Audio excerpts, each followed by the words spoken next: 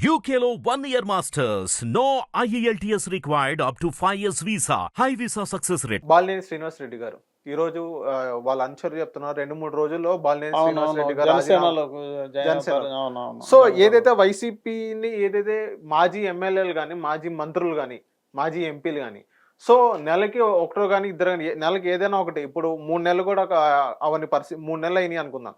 So 3 నెలలు కానీ దాదాపు 5-6 మంది బయటకు వచ్చిన పరిస్థితి చూసాం. నెక్స్ట్ ఒక 6 monthsలో ఒక మొత్తం వైసీపీ వాళ్ళు టోటల్ ఒక హాఫ్ ఆఫ్ ది మంది బయటకు వచ్చే అవకాశాలు ఉన్నాయంటారా? ఇప్పుడు ఫ్లడ్ రాకపోతే ఆల్మోస్ట్ ఆల్ వైసీపీ పార్టీ ఖాళీ అయ్యేది. ఇప్పుడు ఫ్లడ్ వచ్చి చంద్రబాబు నాయుడు గారు చెప్పారు కదా ముందుగానే, మేము రాజీనామా చేసి రావాల్సిందేనని చెప్పి. అలాగే చాలామంది వైసీపీలోకి కానీ వైసీపీ నుంచి ఖాళీ జనసేనలోకి, టీడీపీలోకి, బీజేపీలో గట్ట వెళ్ళిపోతారు. టీడీపీలోకి వచ్చేవాళ్ళు టీడీపీలోకి వస్తారు, టీడీపీకి నచ్చిన వాళ్ళు జనసేన, ఈ రెండు నచ్చిన వాళ్ళు బీజేపీలోకి వెళ్ళిపోతారు తప్ప వైసీపీ పార్టీ పూర్తిగా 6 నెలలు ఖాళీ అయ్యే పరిస్థితి. మొన్న ఎలక్షన్స్లోనే మా మైలవరం నియోజకవర్గంలో క్యాండిడేట్ లేరు. క్యాండిడేట్ దొరక్క జెడ్పీటీసీ మెంబర్ తిరుమలరావు అని చెప్పి ఆయన పెట్టారు. అసలు ముందు ఇక అసలు 6 నెలల దాకా చూశారు మీరు, 6 నెలలు కూడా ఉండదండి. సార్ ఇప్పుడు నెక్స్ట్ మనం చూసుకున్నట్లయితే షర్మిల గారి పాత్ర ఎలా ఉండబోతుంది? షర్మిల గారి మాత్రం కొద్దిగా పుంజుకుంటుంటారండి. ఇప్పుడు షర్మిల గారు ఆయన కాంగ్రెస్ పార్టీ ప్రెసిడెంట్, కొంచెం జనాలు తిరగటం కానీ చేయటం కానీ కొంచెం బాగానే ఉంది. కొంచెం సార్ ఇప్పుడు ఏదైతే చంద్రబాబు నాయుడు గారు కూటమి వచ్చిన తర్వాత ఇప్పుడు దాదాపుగా 3 నెలలు అవుతుంది. ఈ 3 నెలల్లో ఏం చేశారు సార్? అక్కడ మీది విజయవాడే కదా, మీ 3 నెలలు అక్కడ ఏం చేశారు? ఎలాంటి మార్పులు తీసుకొచ్చారు చంద్రబాబు నాయుడు గారు? ఈ 3 నెలల మార్పు అంటే ఇప్పుడు పెన్షన్ 7,000 ఇచ్చారు. రావడంతో ఆయన చెప్పారు, వాగ్దానం అని చెప్పారు, పెన్షన్ 7,000 ఇస్తానని చెప్పి 7,000 అన్నమాట ప్రకారం ఇచ్చారు. వాలంటీర్లు వెళ్ళింది పెన్షన్ ఇవ్వలేము అని చెప్పి అప్పుడు ఎలక్షన్ ముందు బురద జిల్లారు కూటమి మీద.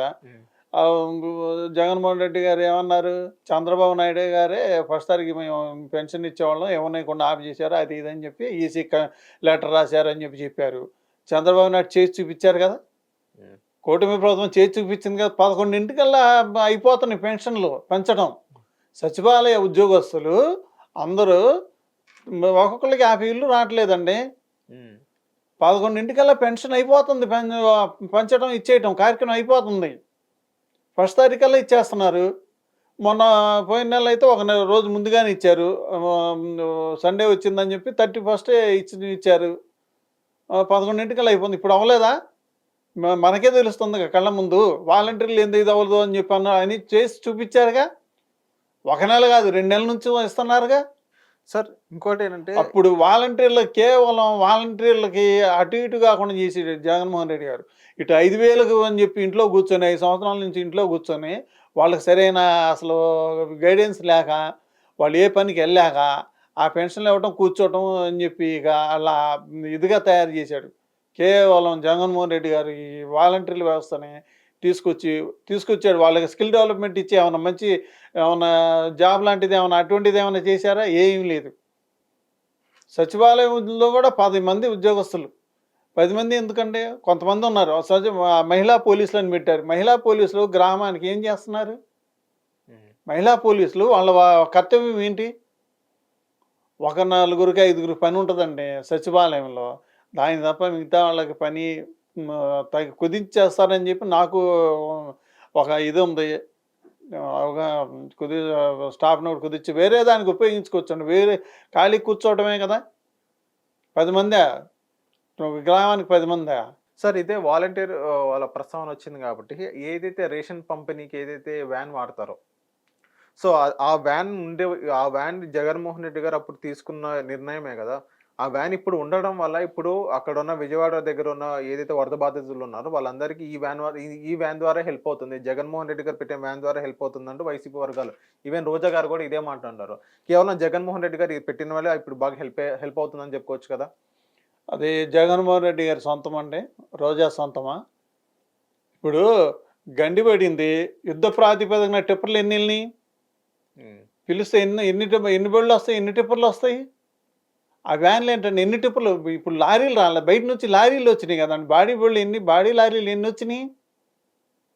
వచ్చినాయి లారీలు. అంటే ఆ వ్యాన్లు గవర్నమెంట్ ఉంది కాబట్టి సద్వినియోగం చేసుకున్నారు. ఇప్పుడు వీళ్ళు వ్యాన్లు లేవు, బయట నుంచి తెప్పించరా? బయట నుంచి తెప్పిస్తే మళ్ళీ డబ్బులు అవుతాయని చెప్పి ఉన్నాయని చెప్పి వాళ్ళు సద్వినియోగం చేసుకున్నారు. మన గవర్నమెంట్ సొమ్ము అంతేలా, జగన్మోహన్ రెడ్డిది కాదు కదా. ఇంకా చంద్రబాబు నాయుడు గారు ఇంకా అసలు దాని గురించి దృష్టి పెట్టాలి. ఆ పెయింట్ అవన్నీ అవి పాత అలాగే ఉన్నాయి, మళ్ళీ దానికి పెయింట్ వేయటం ఖర్చు ఎందుకులే అని చెప్పి దాన్ని సద్వినియోగపరుచుకుంటూ చేస్తే ఇవాళ మా వ్యాన్లే పనికొచ్చినాయి, మేము పెట్టినవి పనికొచ్చినాయి. ఏంటది, నీ సొంత సొమ్ముతో ఇచ్చావా? లేకపోతే భారతీయ సిమెంట్స్ దాంట్లోంచి తీసుకొచ్చి ఇచ్చావా? ప్రజల సొమ్ముతో కొన్నవి అండి అవి. హిట్ టీవీ యాప్ ని డౌన్లోడ్ చేసుకోండి. ఇందులో short news, live news, entertainment movies అన్ని అవైలబుల్ గా ఉన్నాయి. Please download Hit TV app. Hit TV app. Hit TV యాప్ని ఫ్రీగా డౌన్లోడ్ చేసుకోండి.